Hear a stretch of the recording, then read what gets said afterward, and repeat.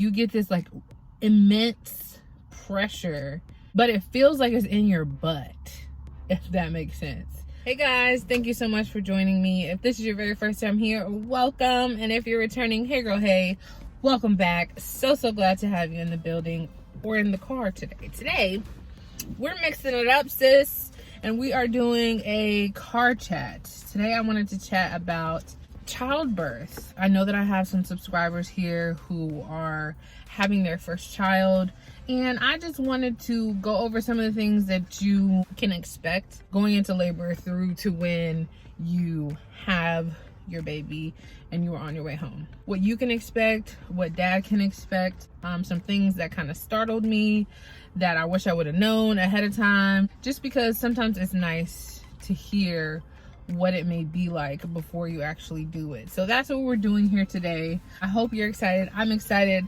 I got my Starbucks. I got me a pumpkin spice latte because I tried it for the first time the other day and it was good. And so that's what we're gonna be drinking on. But yes, if that is something you're interested in watching, stick around. There are a couple ways that you end up going to the hospital in the first place once it's time to give birth. So your water can break, and that literally feels just like a gushing of water. You know that you're not peeing on yourself, and it kind of trickles a little slower, and the trickle doesn't stop. So I was laying down, and then my bed kind of just started to get wet. So either your water can break, or your contractions start to be close enough together that you can go to the hospital, or you are induced. Okay, so 2015, I had my first son, my water broke. The very first thing they do in triage is make sure that it's actually your water. So they have a little strip, they test the fluid. If the strip comes back saying it is amniotic fluid, then they will take you into your room, get you all checked in. You know, you and baby daddy can get comfortable, and it's time to get the show on the road. Another way you get to the hospital is your contractions. You're in active labor. So your contractions are lasting a certain amount of time, and they are a certain amount of time apart. So they want them to be pretty close together and lasting a certain amount of time. And your doctor will tell you what that is in order for you to come into the hospital. Regardless of how you get there, they are going to check your cervix. So they are checking to see how dilated you are. And this happens a bunch of times throughout the process. They're going to check to see if your cervix is opening. You know, you want to be 10 centimeters dilated, basically meaning your whole girl. They want it to be 10 centimeters. I don't know how big that is, but they want it to be 10 centimeters before you start pushing. Very uncomfortable. To me, it felt like they stuck their whole arm from here to here inside of me. But they are going to be checking your cervix. If you are getting induced, then you will have a set time and date that you go into the hospital. They go ahead and get you right and checked in, and then they will give you your medication. So the medication that they give you for an induction, in my experience, it was Pitocin, and Pitocin is not to be played with. That basically jumpstarts your labor, causes your uterus to contract, and it causes your cervix to dilate. So even when I went in and my water broke, they basically have a timeline of how long they want you to be there with your water broken before you start to dilate. So for me, I was not having contractions that were strong enough to cause my cervix to open. So even though my water broke, they induced my active labor because my water broke, but my contractions were not coming on hard and strong. If your body does that on its own, then the contractions will be going and you will be well on your way. You get to decide whether you want an epidural. We all know what an epidural is. They put the shot in your back. It basically numbs you from the waist down. You still feel the baby coming out, but it numbs you enough so that the contractions are not super duper painful for you. You decide if and when you want your epidural. So if you come in and you already 5 centimeters dilated and that pain is heavy and strong, you can say, "Doc, hit me. hit me now. They'll call an anesthesiologist, come in there and give you an epidural. Me personally, once I had taken the Pitocin, it took a couple of hours, but when those contractions came on, they came on with a vengeance, and it was not long before I was hitting the button like, okay, go ahead and hook me up. But then basically your cervix does its job. It dilates. They will check you to see how dilated you are. Oh, you're at a 3, you're at a 5, oh, you're at a 7. You get to around a 9, that's when stuff starts moving. You see a little bit more pep in everybody's step. So you get to 10 centimeters dilated, and that's when they prepare you to push. These are my birthing experiences with birthing vaginally. So they pull the little table out and they start flicking all the lights on, because, you know, they got the lights low so you can labor in peace or whatever. Start flicking all the lights on. Nurses start coming in, getting gloved up. They start moving the little baby thing, you know, prepping for your baby to come out. Then you are going to push. And for me, pushing felt like I was trying to take the biggest boo-boo I ever took in my life. Like, you get this like immense pressure, but it feels like it's in your butt, if that makes sense. They tell you to push with the contractions. So when you have a contraction, you'll kind of let them know you're having a contraction, and you'll push with the contractions, and then you take a break when the contractions stop.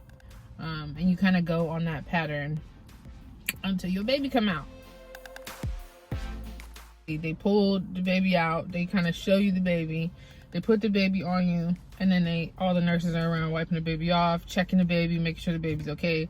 But usually that happens with the baby on you, in my experience. And if the dad is in the room or a loved one is in the room, they will ask them if they want to cut the cord. They'll take the baby off of you. They'll go over to the little lamped table that's set up in the hospital room. That's when they do like the weight, the height. You can't really see what's going on over there, but you are just kind of in awe at what you just experienced. So it's like, it's just beautiful. You will have to deliver the placenta, but I have found that to be like harmless. Like, I kind of didn't even know it was happening. I've never had to push again.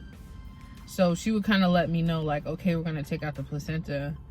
And from my recollection, they kind of just pulled it out. Like, it was never like I had to deliver it, if that makes sense.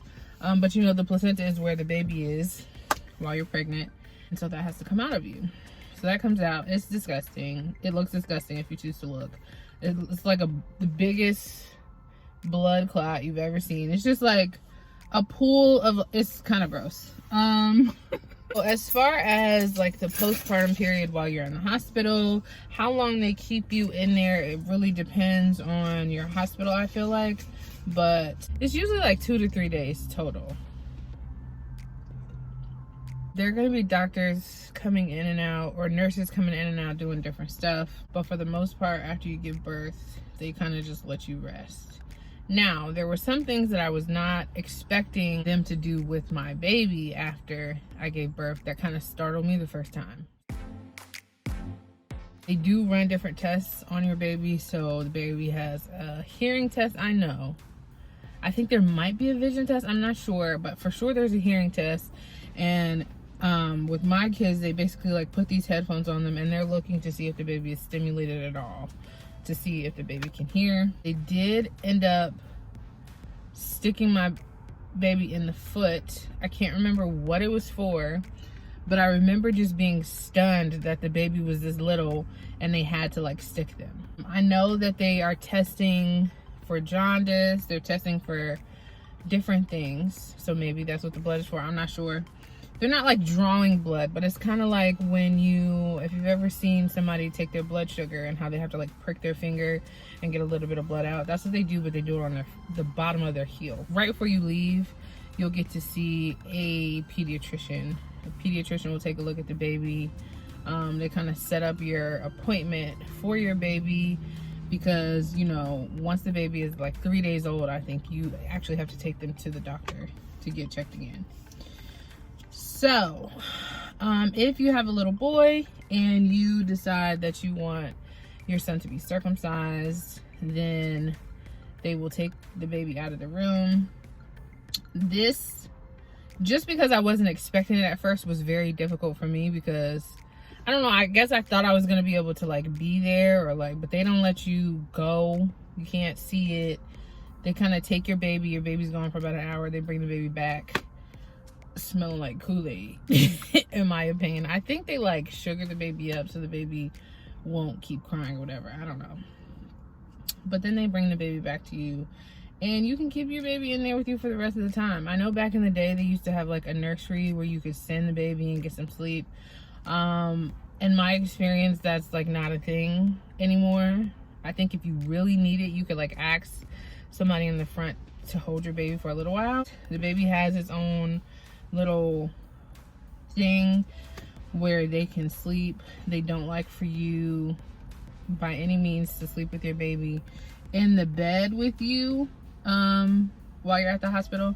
I know some people plan to co-sleep once you get home. They're not going to let you do that in the hospital just for safety reasons. And in my experience, it is safer that way because you just went through something so beautiful but yet like low-key traumatic for your body, especially if you've never been through it before, and you be falling asleep and you don't even know that you're asleep. So it is safer. If you feel any type of tiredness or anything like that, just make sure that the baby's like bassinet is close by so that you can be sure to either hand them off to dad or, you know, grandma, whoever, or put them in the bassinet. Sometime before you leave, they'll come by and they will give the baby a bath. That bath takes place in the sink. They get soap everywhere. The nurses are very gentle. They'll wash the baby's hair. They'll wash the baby's body. They'll show you how to do it. So you're not sticking them in water. It's more of like running water near them. And then you like, kind of like a sponge bath basically. Because the baby's umbilical cord will still be attached. That doesn't fall off for a couple of days, sometimes even a week. And they usually want you to wait until that gets hard and falls off before you give the baby like a bath where they like sit in the water. As far as the dad, because I know I do have some dads watching here, just some tips for you, some things that I would, you know, keep in mind. You will need to bring clothes for yourself. So yes, the mom packs a bag for the hospital, but you will also need to pack a bag for the hospital because you really don't know how long you're going to be there. Ideally, it won't be a long labor, but sometimes it is. My labor was almost 24 hours. So I went in to have my son at like maybe 7, and I didn't end up having him until 4 o'clock the next morning. So it can be a long process. Bring yourself a pillow. The little couch that they let y'all sleep on, not super comfortable. At this point, I'm ready to tell my husband to bring him a mattress pad just so he can have some comfort, because really that's where he's going to be. That's where you're going to be sleeping as the dad for the next couple of days.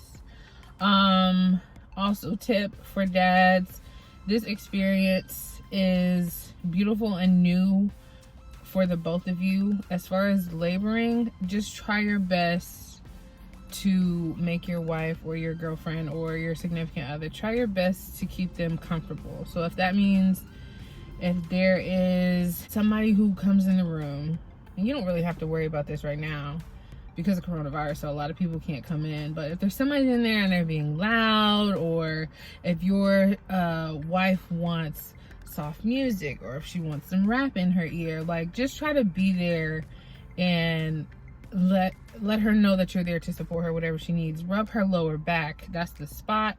If she don't want to be touched, you don't have to touch her. There is gonna come a point where she is in the most pain of her life, and that's not even the pushing part. The most pain in my experience is the contractions. So it's gonna come a point where she is just in intense, immense pain. Just try your best to stay calm and to let her know that you're there and that her needs are your first concern, and I think that you will be fine. When you go to the hospital, you can't eat once they check you in, the woman. So try not to be in there with no Bojangles, you know what I'm saying, because she's not going to be able to eat that. Just do your support thing. You know, I'm sure if you're there in the room, then she sees you as somebody who can love and support her through this. So you'll do great. Don't worry, you'll do just fine. But just try to remember that as long as you are attentive to what it is that she needs, then y'all will be okay. Before you go, they'll ask you to pull up the car. You'll have to bring the car seat up, and they're gonna check the car seat to make sure that the straps and all that are good. And then you'll put the baby in the car and they'll check it again to make sure that it's in there tight and it's in there good. So they'll wheel her down. You can help the dad, you know, help get her in the car, help get the baby in the car. But yeah, that's the gist of it. That is childbirth. To me, it is absolutely beautiful. Everybody doesn't have that experience, but I think what you get on the other end of it, that baby is always worth it. Always worth it. The 9 months of pregnancy are grueling and difficult and, you know, painful, and you're sick, and it can be really, really hard. And people don't really talk about the hard parts of pregnancy a lot because it's supposed to be beautiful and glamorous. But girl, it's exhausting. But you get to that day and you get to see that baby that's been moving around inside of you, that you have grown a relationship with. You know, you get to meet them. It's like you know them already, but you get to meet them. You get to see their face. You get to smell them.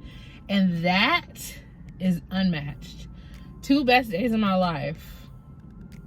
Giving birth to Noah and giving birth to Caleb, hands down.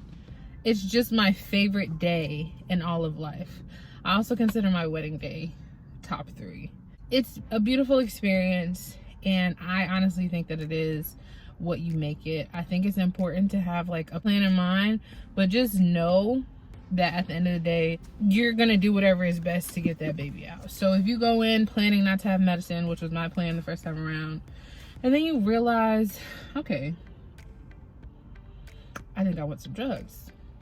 Okay, girl, get you some drugs. If you go in there and that's your plan not to have medicine and you are gung-ho about sticking to it, you stick to your gun. Do whatever feels right to you and your body. Just know that you may have to be flexible when it comes to your plan so that you can get your baby out, right? Like sometimes emergencies happen. You might have to have a C-section. Like you never know, but don't be disappointed in yourself and don't be hard on yourself if everything doesn't go exactly as planned. As long as you get that baby on the other end of it, it will all be okay. So yeah, that was my chat. That's childbirth. I pray that you have a beautiful experience birthing your child. I pray that it is memorable in all the right ways. I pray for peace. I pray for speedy deliveries on all of you. But those are my prayers. I hope that you're doing well. Thank you so much for watching. If you haven't subscribed already, homegirl, homeboy, hit the subscribe button. I cannot wait to see you in the next one, and I will talk to you later. Bye.